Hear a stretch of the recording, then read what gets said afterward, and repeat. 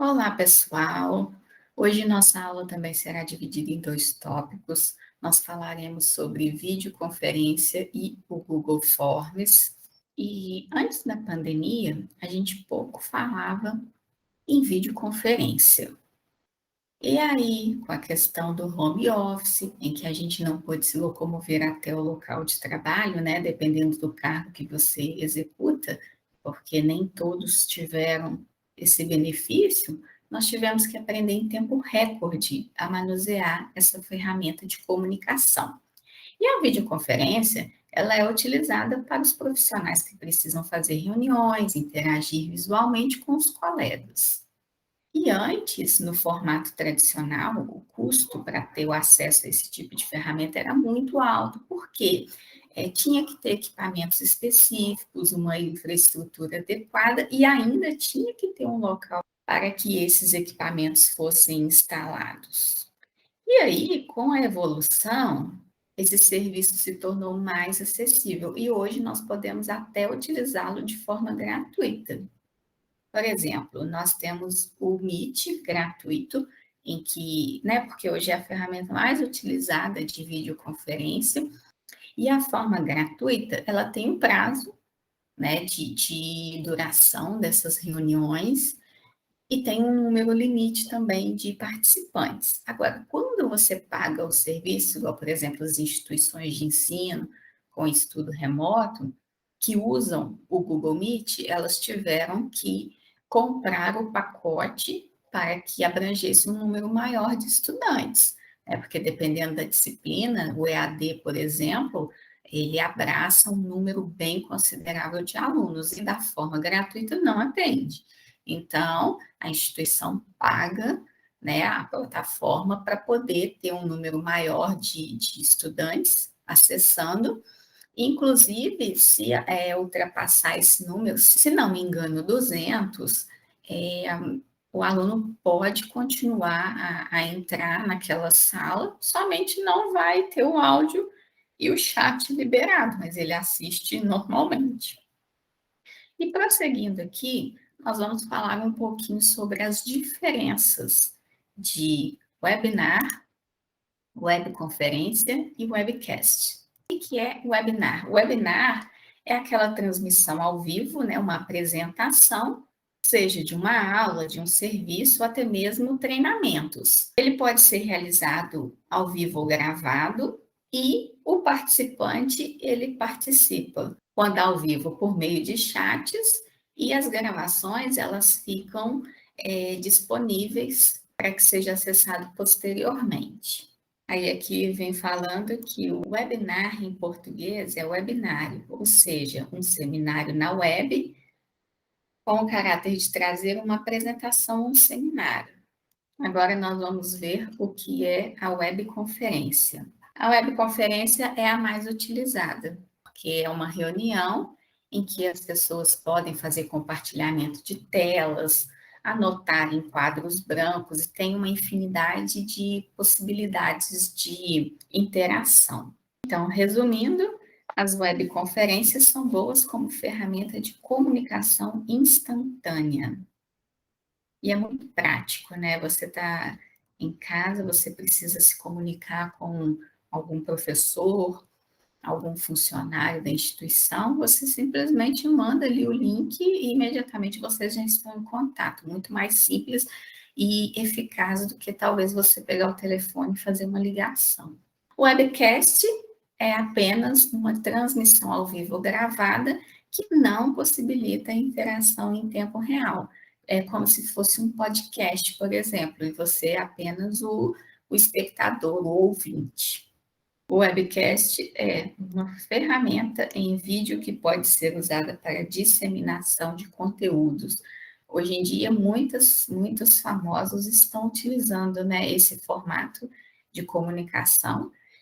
Elas disponibilizam os seus podcasts em que chamam outros convidados. É bem interessante.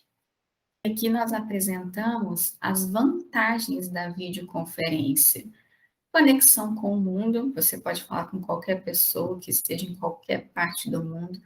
Quando iniciaram os trabalhos em home office, muitas pessoas foram para casas de parentes mais distantes, um local mais tranquilo, com menos população, e faziam o trabalho normalmente. É cada um com a sua realidade e a sua dificuldade também, mas facilita muito. Economia de tempo, em minutos você resolve uma situação. Interação entre os participantes, todos podem expressar suas opiniões em grupo, até mesmo gera uma impressão de proximidade com a equipe. A mobilidade, pois, como eu disse, pode acontecer em qualquer lugar, você tem que ter uma internet razoável para estar acessando o serviço. É tempo bem investido, pois hoje o tempo é uma preciosidade, nós não podemos ter esse desperdício de tempo e a videoconferência contribui para isso. É fácil e simples de usar, é muito autoexplicativo. Às vezes, assim, você apanha um pouquinho no começo, por exemplo, para compartilhar uma tela com seus amigos, mas é tudo treino, depois você tira de letra. É qualidade, porque às vezes você, por exemplo, utiliza uma ligação, uma videochamada de WhatsApp, o áudio fica picando, dá aquelas interferências, às vezes a ligação cai. A videoconferência ela é mais tranquila, né? O áudio é bem definido, é tudo bem mais prático. É solução para treinamentos, palestras e reuniões com grande número de pessoas. Perfeito. Você pega toda a sua equipe ali de uma vez e já passa tudo que você tem que informar de uma vez. Ah, mas eu não posso participar dessa reunião. Você tem a possibilidade de gravar aquela reunião e disponibilizar para aquela pessoa que faltou no dia da reunião. E você também não precisa gastar com locomoção, que às vezes a pessoa nem é da mesma cidade, trabalha e como que retorna no período da noite apenas para uma reunião de módulo, por exemplo, que no estado tem aquelas horas que você cumpre, que chama módulo 2. Então, espero que eles permitam que a gente possa continuar fazendo essas reuniões de forma virtual. Espero. O compartilhamento de informações é resultado e retorno garantido, pois as reuniões são dinâmicas, você toma as decisões ali com todos presentes, todos prestando atenção. É redução de custos, principalmente em relação ao deslocamento do profissional. Uma coisa que a gente não está no material, mas é um bônus de informação, é a forma que você se porta numa videoconferência. Quando você vai falar, é interessante que a câmera esteja ligada, porque o ideal é que todos fiquem com a câmera desligada para não haver interferência na qualidade da reunião, porque isso realmente interfere, inclusive o serviço de TI da FUPAC nos orienta que quando nós estamos dando aula, a gente tem que pedir os alunos para manterem as câmeras e áudios desligados e só ligar quando necessário. Mas quando você vai conversar, você tem que ligar a câmera, porque eu acho até estranho. Você está ali, estou fazendo uma reunião, estou participando de uma reunião, eu preciso tratar de um assunto sério. É de bom tom você ligar a câmera. Uma coisa que não é interessante, você se alimentar com a câmera ligada, aí já é de mau tom, né? Você está ali na reunião tratando de um assunto sério e está ali visualizando a sua colega tomando um lanche. Para quê? E o áudio, muito cuidado com o áudio. Nós já presenciamos cenas bem constrangedoras, né, de briga de casal com áudio ligado.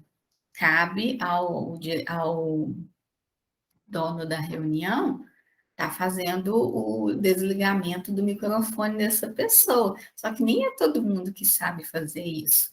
Então, sempre quando eu vou ter reunião, eu já faço isso automaticamente. Quem está com o microfone ligado e que a gente pede para desligar e a pessoa não sabe ou não consegue, eu, como dona da reunião, vou lá e desligo o áudio de todo mundo, o microfone de todo mundo, porque aí evita certas situações.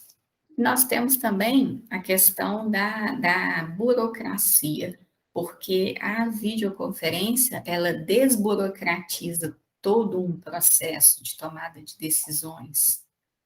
E prosseguindo, utilização da videoconferência no processo penal. Então, aqui no nosso material vem falando quais as possibilidades de utilização de videoconferência em intervenções processuais. A primeira é o teleinterrogatório do suspeito ou até mesmo do acusado já em fase judicial, o teledepoimento, que são as declarações das vítimas ou testemunhas, todos envolvidos, o telereconhecimento, que é o reconhecimento do suspeito ou acusado, telesustentação, que é a sustentação oral à distância, o telecomparecimento, em que as partes acompanham os atos processuais à distância, a telesessão, que já seria a reunião dos juízes, integrantes de tribunais e etc., e a telejustificação, em atos nos quais seja necessário o comparecimento do réu perante o juízo, como em casos de fiança, liberdade provisória. E quando será possível o interrogatório por meio de videoconferência? Aí são esses itens aqui: risco à segurança pública quando exista fundada suspeita de que o preso integre organização criminosa. Segundo, para viabilizar a participação do réu no ato, quando há dificuldade no comparecimento desse réu. Terceiro, quando o réu possa influenciar a testemunha ou a vítima. Quarto, questão de ordem pública, e às vezes também quando há falta de escolta para levar o réu nas audiências, antes havia o adiamento da audiência, mas agora já é possível a utilização da videoconferência para estar realizando esse ato. E aí, com essa época de pandemia, houve a criação da Resolução 357 de 2020, que regulamenta e estabelece critérios para a realização de audiências e outros atos processuais por videoconferência em casos de processos penais e de execução penal durante o estado de calamidade pública. Ou seja, assim que terminar tudo isso, essa resolução, ela cai e permanece regramento do CPP, o Código de Processo Penal, com aquela normatização que a gente mencionou anteriormente. Então é isso, gente, a primeira parte da aula de hoje. Qualquer dúvida, só entrar em contato, ok? Um forte abraço para vocês. Tchauzinho.